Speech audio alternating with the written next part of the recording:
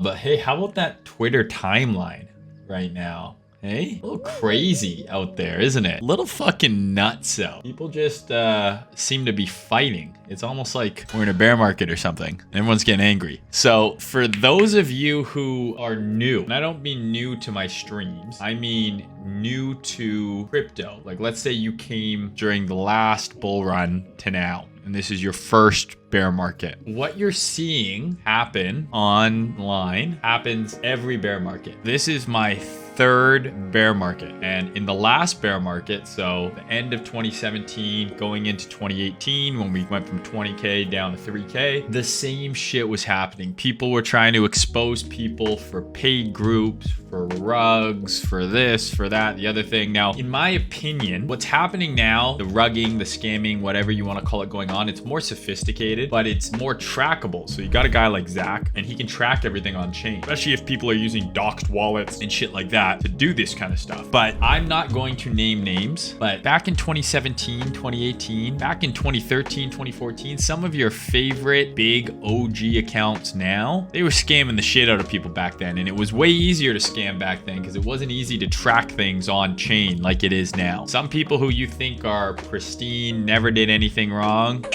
they did lots of stuff wrong. It's just been a while and people have forgotten. The news cycle in crypto Twitter is very short. There's a new thing happening every fucking day, it seems, where you forget about, kind of what happened previously. So same shit, different day. Now, I used to take much more of an active approach into responding to people. I would go back and forth on Twitter. I would comment. But what I've tried to do over the last year or so is I'm much quicker at just muting and blocking people, and I just don't really comment on the bullshit anymore because I have nothing to gain from it. I can say some shit and get some likes, but it doesn't really matter. It doesn't involve me. But I posted this in Telegram. I posted this in Discord, I think, as well, and on FriendTech. I'm back on FriendTech, baby. I tried to fade it, but they won't let me.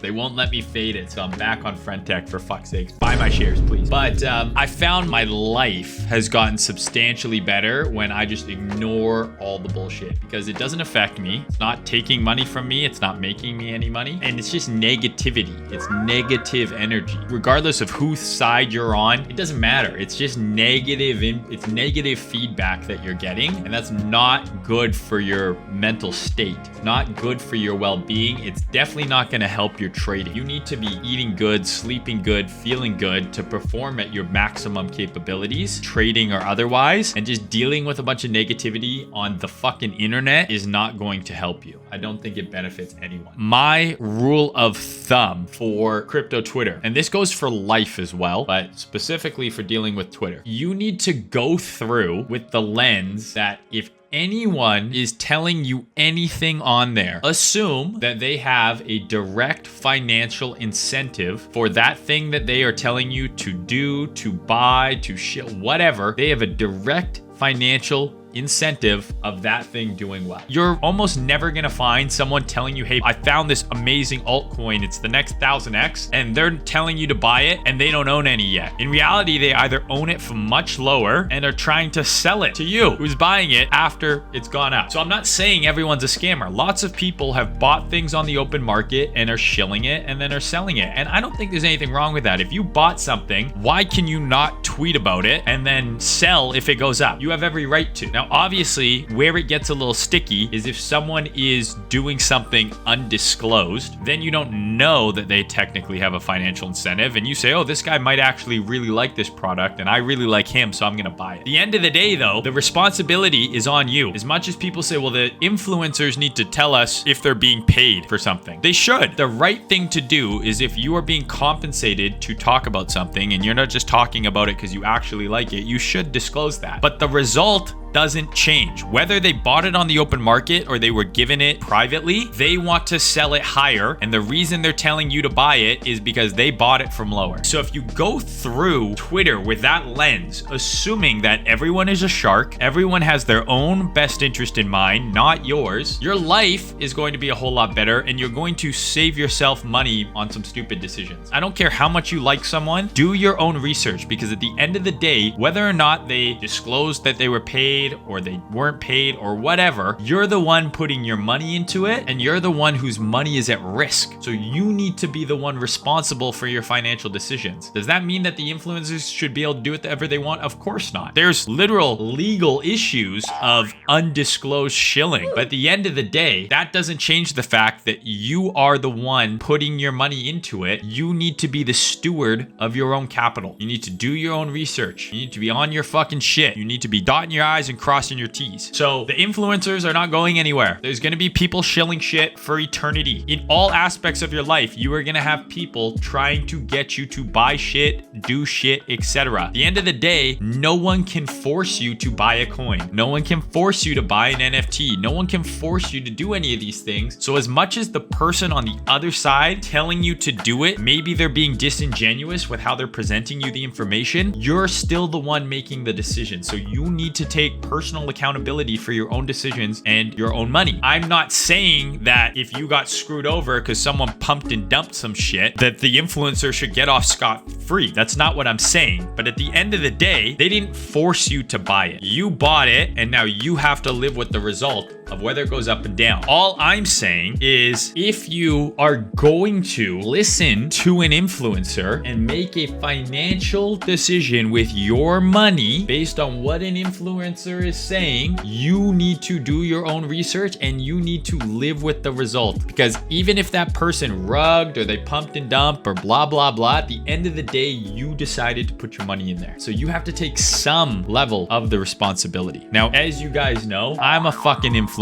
I've got 300,000 followers on Twitter. Anytime I fucking invest into something, I try my best to let you guys know that I have an upside. If I'm fucking telling you to buy Bitcoin or I'm posting a bullish signal, it's probably because I'm already long. So you got to keep that in mind, even with me. Like when I'm talking about our sponsors, Prime XBT, understand I'm saying this video is partnered with them. That means they are paying me. There is a financial relationship there that I obviously try and make everyone aware of anytime I do anything. But clearly, based on the reaction that you see online, a lot of people want to point the finger at anyone other than themselves. And I'm not saying that the influencers shilling shit undisclosed are in the right or in the wrong or anything like that. I'm not passing judgment. I'm just saying it's your fucking money, so you better be doing the fucking research. And if you're buying something because someone on Twitter told you to, good chance you're a fucking idiot. Like if you're just buying it because a Twitter account you like told you to buy it, you're an idiot. And if it doesn't go well, that's just as much your fault as anyone else's. So my opinion, assume everyone is a shark. Everyone has their own best interest in mind. Everyone who's trying to sell you, shill you some bullshit probably has a financial incentive in the upside of whatever that fucking thing is. So just